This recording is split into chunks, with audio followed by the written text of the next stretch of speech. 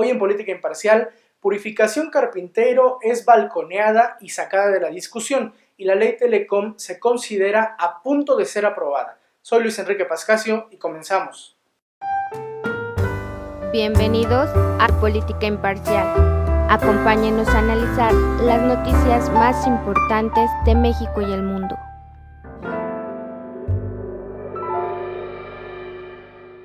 Esta semana se dio un descanso al tema energético, en parte por el condicionamiento panista y también en parte porque en los primeros días de esta se filtró un audio en donde se escucha a la diputada perredista, ex subsecretaria de Comunicaciones y Transportes en el gobierno panista, o sea, una chapulín y popstar de las telecomunicaciones en nuestro país, Purificación Carpintero. En el mismo, la funcionaria platicaba con un ex empleado de Telefónica proponiéndole un negocio relacionado con las telecomunicaciones.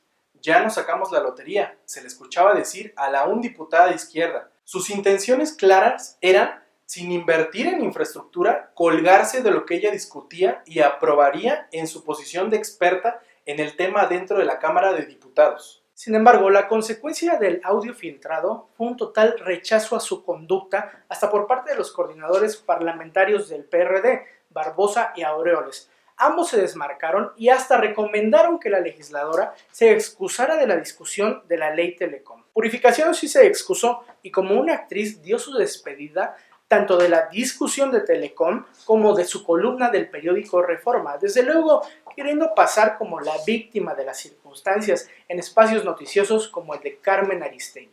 Al final, parece que Purificación reconoce que sí existe un interés comercial de su parte y se excusa, no sin antes apuntar a varios nombres de la telebancada que también deberían de hacerlo. Y es que el conflicto de intereses es tan evidente en senadores como la verde Ninfa Salinas, hija de Ricardo Salinas Pliego, y desde luego, el comentario podría hacer nacer una duda razonable, pero la misma se responde de la siguiente manera. En México no importan los conflictos de intereses.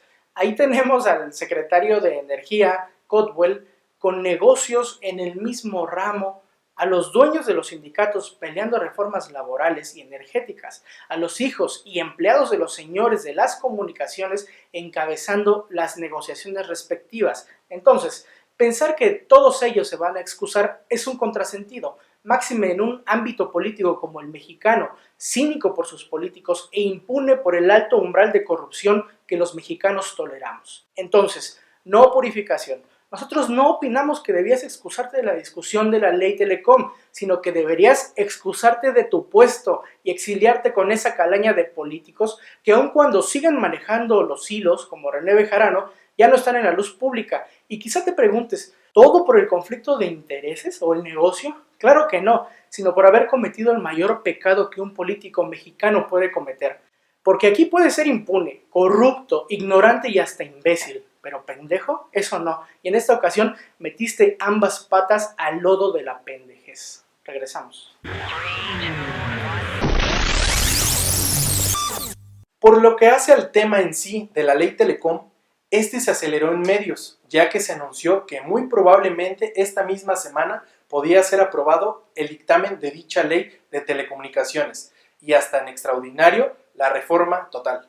El tema que antes fue el complicado, relacionado con la censura en Internet, según los informados dicen que ya no se encuentra en el nuevo dictamen. Sin embargo, la discusión se hizo más básica. Lo que importa no son las facultades del IFETEL, la intromisión de gobernación o de la SCT, las nuevas cadenas de televisión o las tarifas cero para la interconexión.